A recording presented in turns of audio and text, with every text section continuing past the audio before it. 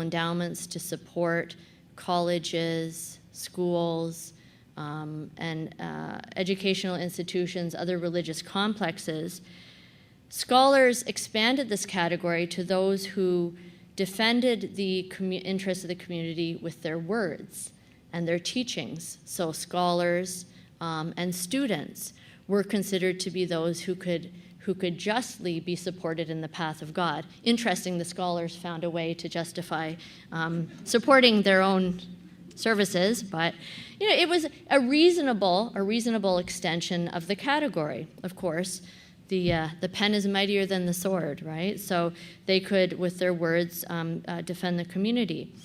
Now, in the United States, there have been, for many, many years, communities have wanted this category to be extended to religious and educational institutions, not just the individuals, not to support poor students or poor scholars, but to support the institutions themselves, to support schools and mosques.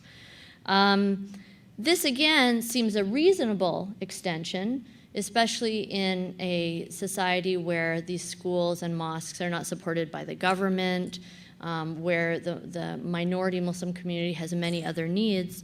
Yet there's a danger there. And this danger has made a number of scholars be hesitant about extending the category of fi sabilillah to these kinds of institutions.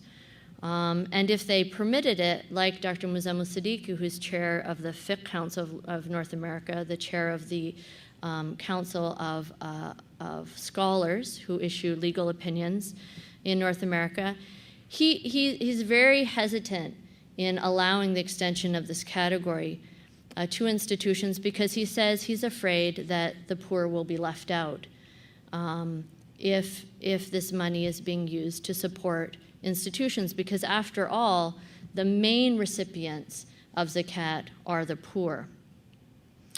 And so let's dig into that a little bit more. If we go back to that initial prophetic teaching that I began with, we saw the concept of the return of wealth, that it's taken from, the money is taken or wealth is taken from the rich and returned to the poor. So this idea of the circulation of wealth within a community is important, and it's supported by other Islamic teachings. For example, a prohibition on hoarding, the prohibition of usury. If one has money that they want to grow over time, you cannot let it grow by putting it in the bank and having interest. The only way to grow your wealth would be to direct it into productive activities in society. So establish, be the capital partner in a business venture, to invest in a business in a large or small way, some kind of entrepreneurial effort or production. So this idea of the circulation of wealth. Certain valuable commodities like gold and silver are not permitted to be used for decorative items, or even the Prophet Muhammad prohibited the use of gold and silver dishes. Why? All of this has to do with pushing back these valuable items into circulation in society. So we have this sense of production, circulation of wealth. Now, all of these teachings point to the fact that Islam does not have an essentially derogatory attitude towards wealth. If you should expend some of your time and effort into these kind of productive activities, clearly money itself is not a problem. The only time when wealth falls into a derogatory category is, first, if it's acquired unlawfully, so through means that are prohibited, like charging interest. Second, if one fails to pay the zakat. And that's where the meaning of zakat as purification comes. You have wealth that you've gained lawfully, that's fine, but if you pass the period where you were supposed to pay zakat, now it's impure. So we see that wealth can be can be good, or it can be a deficit and something that will harm the individual spiritually in the afterlife. Now, there's another way, other than putting your wealth into productive activities, to diminish your savings so that at the end of the year you don't have to pay zakat. Well, there are many ways, but one of them is to simply spend it on consumer items. And here, the Islamic teaching that prohibits conspicuous consumption comes into place. The Quran says, eat and drink, right? And enjoy, but do not squander. Do not squander your wealth.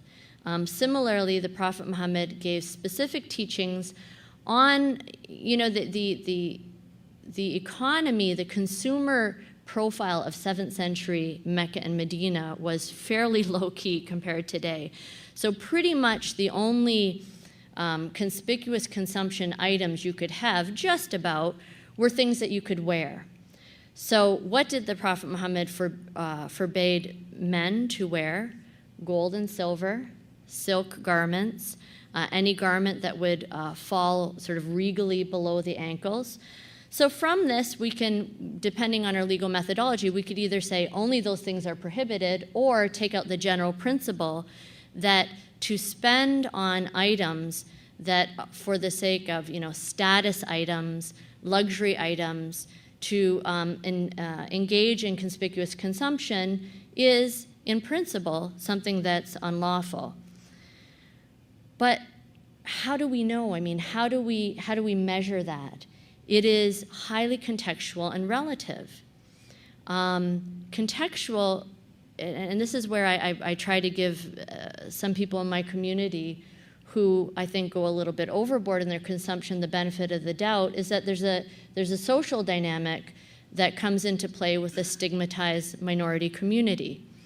And that is, Muslim Americans who currently know that 50% of Americans have a negative attitude of Muslims are kind of looking for ways to make themselves appear less threatening, to be accepted by the majority. And sometimes status items are those things that people use or leverage, not necessarily consciously, maybe unconsciously, to fit in better. How many marginalized communities, stigmatized communities, can really pull off the ascetic look and be embraced by the majority? So there is a social psychological dynamic there. But at the same time, there is a problem of relativity. That if you look around you and you see that people are spending like you, are driving the same kind of cars, have the same kind of houses, your consumption does not seem grand. It's the same as everyone else's. It's only when you compare, all the people in your neighborhood in the Long Island suburb to all the people in the inner city that suddenly we see relatively there is luxury spending. And it's noticed by those who have less, if not by those who have more. So another thing that Andrea Elliott says in her New York Times article is this. She says, the Islamic Center in Long Island is a place where BMWs and Mercedes-Benzes fill the parking lot and coach purses are perched along prayer lines.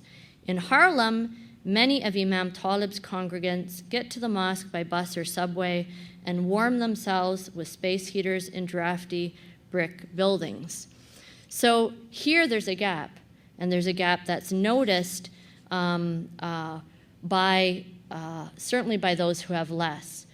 Because of this, a number of scholars have suggested that a recalculation of zakat is necessary, one that would take into account not just savings or wealth that remains at the end of the year, not just the surplus, but income. So that if someone gains an income above the poverty line and you deduct their reasonable expenses, that whether they blew their bank account on something ridiculous or not, they're still going to owe something at the end. I think that's important. That kind of calculation can help us raise awareness.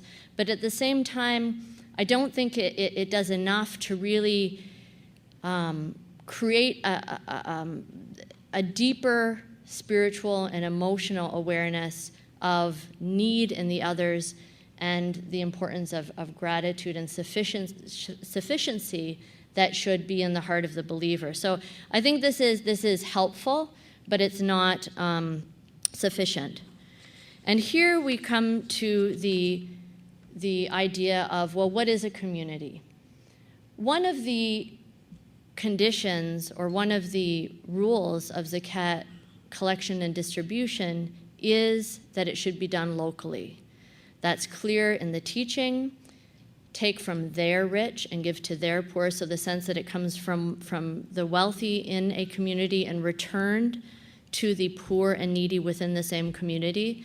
And Muslim scholars throughout Islamic history emphasize the same thing. They said that every once in a while, if there's a major, natural disaster or crisis, drought, then it may be possible to take some of the zakat, if the needs in your community are fulfilled, and send it away. But it is supposed to be redistributed within a community. That is important. Now, why is that? One, the first benefit is that the people in that community will know who's in need. So who's the most likely to know who truly is in need in any particular community? It's their neighbors, their relatives, their friends. They can identify the people in need. Second, it prevents those who are needy from having to ask. And this is where two categories of needy people, the identification of two different categories of needy people is important. Because there are some people, what some scholars would call the structurally poor, who are clearly needy. They're born into poverty. Everything about them shows that they're poor. They do not have to ask. Everyone can identify that these are poor people, right?